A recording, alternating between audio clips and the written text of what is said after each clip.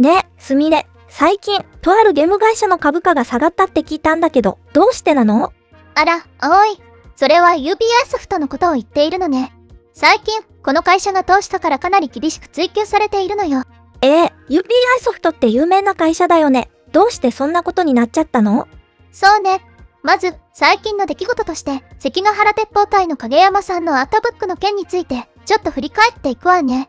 あのアートブックの問題ね。結局、その後どうなったの？9月5日に UBI ソフトから返信があったのよ。大まかな内容はこんな感じで、関係各所との確認に時間がかかり返信が遅れた。アートブック制作の過程は公開できない。アジア圏以外のアートブックへの対応策を再度検討したが、発送手続きが進み修正や回収は不可能。アジア圏の修正したデータは販売前のため、公開ができない。返答が遅れたがご希望に添えず心苦しいがご理解ください。該当箇所は異なる衣装に変更。関ヶ原合戦祭り2024の成功をお祈りしています。なんだかわかりにくいよ。結局、何も変わってないってこと？そうなのよ。時間だけ経過して、海外のデータは修正せず、アジア圏の修正データも修正したという情報だけなの。以前は修正したコンセプトアートを送ってきたのに、今回は修正データを送れないっていうのよ。不思議よね。へえ、なんだか対応する気がないみたいだね。そう思われても仕方がないわね。この対応を見る限り、まともな企業には見えないわ。それで、株価が下がったの？そうよ。ワーディング・イントゥ・コミックスという情報源によると、インベスト、ファームが、スター・ウォーズ、無法者たち、スター・ウォーズ・アウトローズで株価が暴落したため、UBI ソフトの非公開化を要求。株主はギルモ家とテンセントの一室で、彼らは株主を利用しているんですって。インベスト、ファームって何？いい質問ね。インベストというのは投資という意味で、ファームは会社という意味よ。つまり、投資会社のことなの。日本ではカンパニーというワードもよく使われるけど、ファームは投資や会計、法律関係の会社に使われることが多いのよ。へえ、勉強になったよ。それで、スター・ウォーズ・アートローズのせいで株価が下がったの？そうなのよ。このゲームの開発会社が最近立て続けに失敗を続けていて、UBI ソフトの株を持っている投資会社が経営陣に具体的な行動をとるよう要求しているの。最近、UBI ソフトは比較的人気のある開発会社から欧米のビデオゲーム業界の衰退の象徴となってしまっていると言われているの。そんなにひどいの？スター・ウォーズ・アウトローズは PS2 レベルのグラフィックで時代遅れだし、とても退屈なゲームだって言われているわ。UBI ソフトは多数の批評家やインフルエンサーを接待し、ディズニーランドのビッグツアーも企画したのに、このゲームに対して彼らが挙げたのは、まあまあ、というだけだったの。それはよっぽどひどいんだね。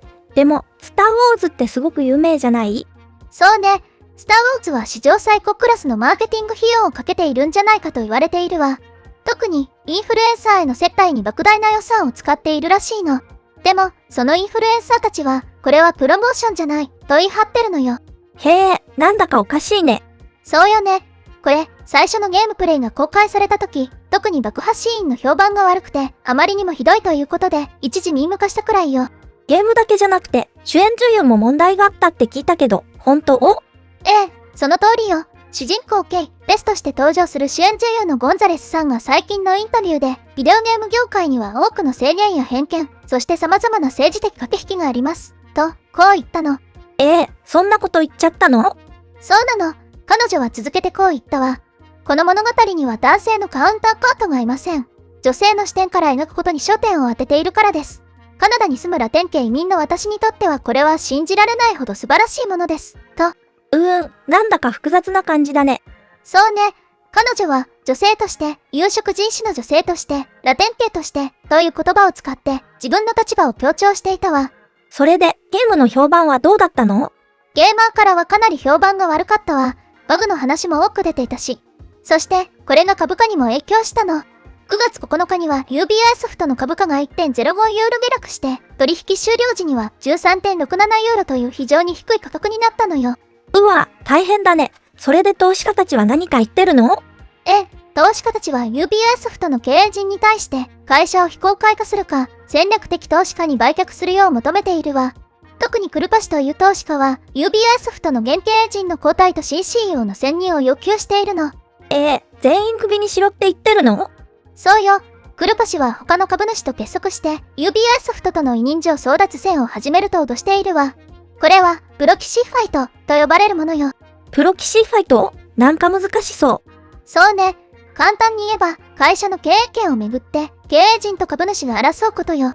以前、ディズニーでも似たようなことがあったわ。へえ、ディズニーと UBI ソフトって似てるの？何か共通点があるのかもしれないわね。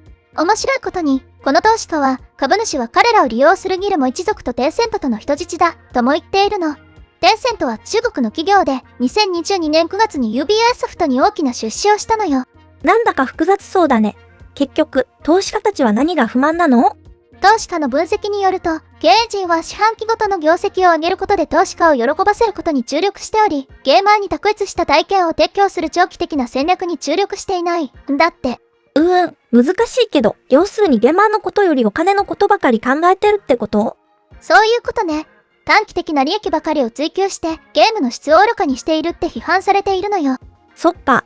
でも、これから UBI ソフトはどうなっちゃうの？そうね。特に注目されているのが11月12日に発売予定のアサシンクリードシャドウズね。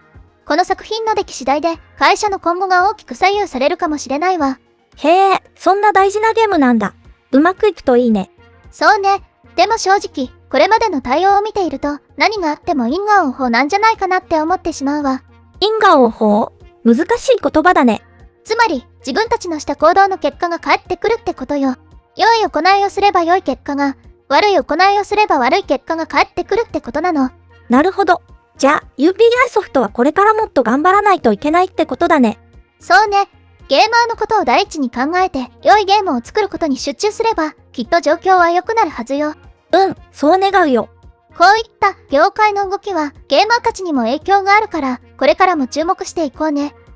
また何か面白いニュースがあったら教えてね。もちろんよ。じゃあ、今日はこの辺で終わりにしようか。みんな、最後まで見てくれてありがとう。動画の感想は、下のコメント欄で教えてね。もし、この動画が役に立ったと思ったら、高評価とベルマーク。チャンネル登録まだの方は、チャンネル登録もよろしくお願いします。では、また次回の動画でお会いしましょう。すみれの最新動画は左、おすすめ動画は右です。どちらも見てくれると嬉しいな。